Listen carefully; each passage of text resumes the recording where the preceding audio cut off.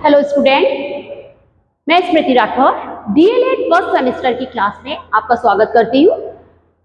हमारा पेपर है बाल विकास एवं सीखने की प्रक्रियाएं, जिसमें आज का हमारा टॉपिक होगा बाल विकास पर प्रभाव डालने वाले कारक। इससे पहले हमने जाना कि विकास की विभिन्न अवस्थाएं कौन कौन सी होती है और बाल विकास के अंतर्गत हम किस चीज का अध्ययन करते हैं। तो आज हम जानेंगे कि बाल विकास को प्रभावित करने वाले कौन कौन से कारण हैं।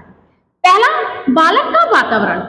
तो बालक जिस वातावरण में रहता है उस वातावरण का प्रभाव उसके ऊपर अधिकांशतः पड़ता है, और जिस परिवेश में हम बालक को पालते पोसते हैं उसके आसपास की जलवायु, उसकी आवश्यकता के अनुसार उसका एटमॉस्फेयर, उसके आसपास का समाज, सोसाइटी, इन सब से बालक के विकास प्रभावित होता है।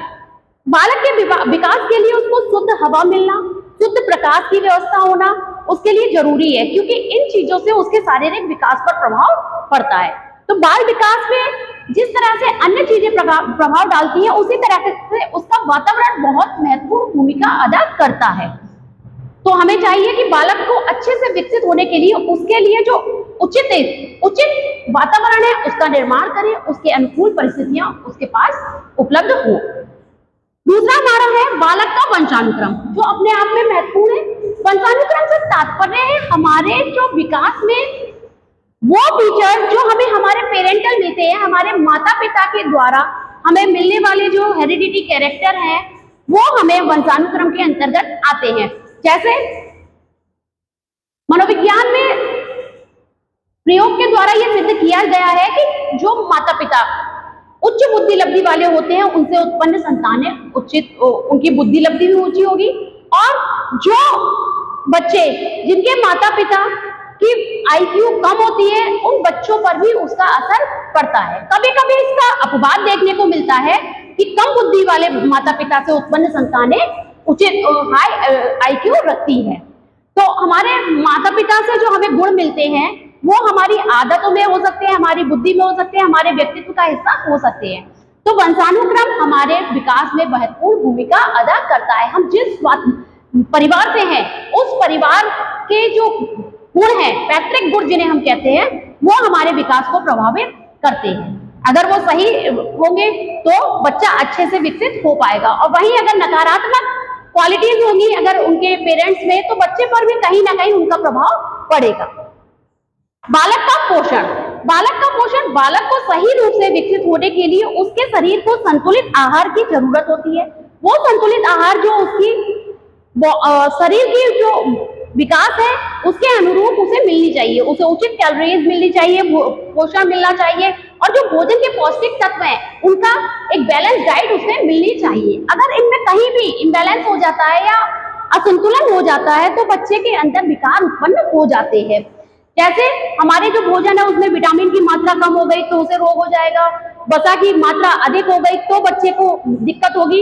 इसलिए हमें चाहिए कि बच्चे के जो पोषण है उसको उचित मात्रा में उसको उपलब्ध कराया जाए, एक संतुलित आहार उसे उपलब्ध कराया जाए जो उसकी आयु के अकॉर्डिंग हो। बालक की प्रजाति का हमारे विकास पर बहुत प्रभाव पड़ता है।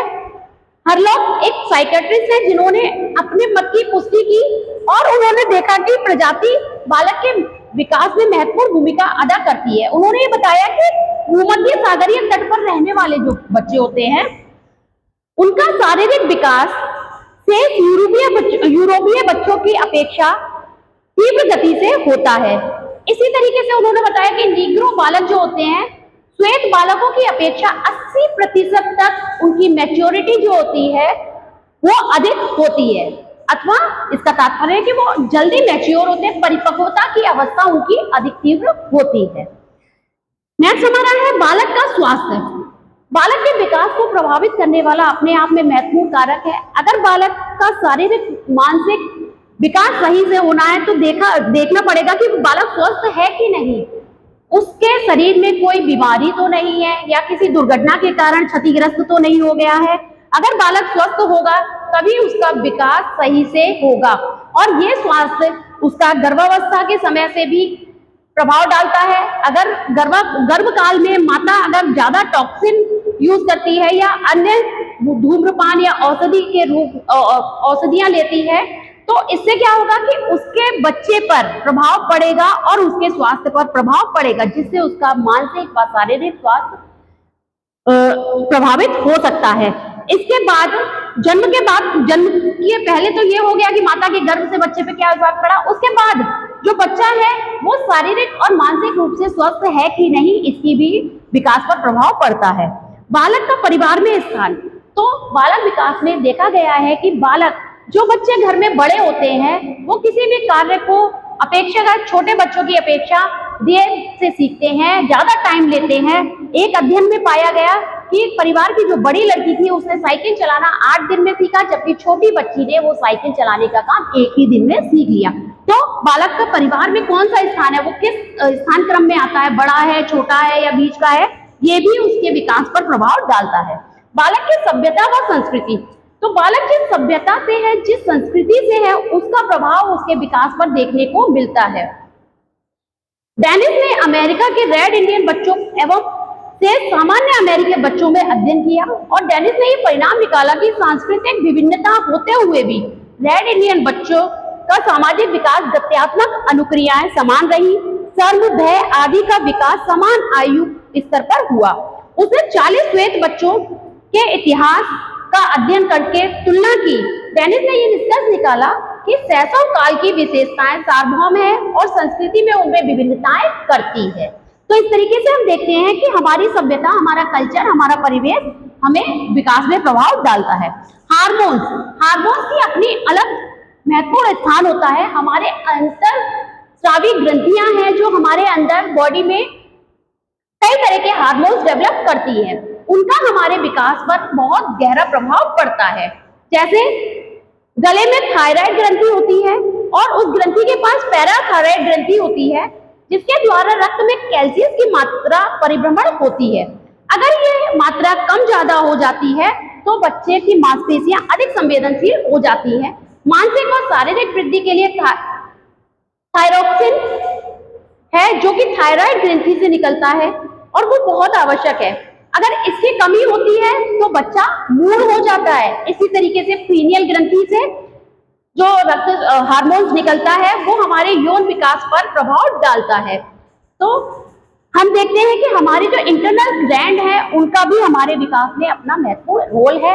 अगर कोई भी ग्रंथि से निकलने वाला हार्मोन जरूरत से अधिक निकलेगा तो भी हमारे विकास में घातक सिद्ध होगा और जरूरत से कम निकलेगा तो भी हमारे विकास को रोकेगा, अवरुद्ध करेगा और हमें दिक्कतें पैदा होंगी। इसलिए ये आवश्यक है कि जो भी शरीर में हार्मोन्स डेवलप हो रहे हैं वो सही मात्रा में हो। लास्ट हमारा पॉइंट है यौन। यौन मीन्स हमारा लिंग, हम लड़की है या लड़के, इसमें भी विकास का अंतर देखा गया है। सामान्यतः जन्म के समय जो लड़के होते हैं वो भार व लंबाई में बड़े होते हैं लड़कियों की अपेक्षा, लेकिन धीरे धीरे देखा गया जैसे जैसे समय बढ़ता है वैसे वैसे लड़कियों का विकास तीव्र गति से हो जाता है और लड़कों का विकास उससे धीमी गति से होता है। लड़कों का मानसिक विकास लड़कियों की अपेक्षा देर से होता है। ऐसे ही हम देखते हैं कि लड़कियां जल्दी बड़ी होती हैं, लड़के धीरे धीरे बड़े होते हैं। तो ये जो शारीरिक विभिन्नताएं हैं वो हमें हमारे यौन के कारण मिलती है, हमारे लिंग भेद के कारण होती है। तो ये जो हमारे पॉइंट थे वो हमें बताते हैं कि बाल विकास पर प्रभाव डालने वाले कौन कौन से महत्वपूर्ण कारक हैं। आज के लिए इतना ही। Thank you.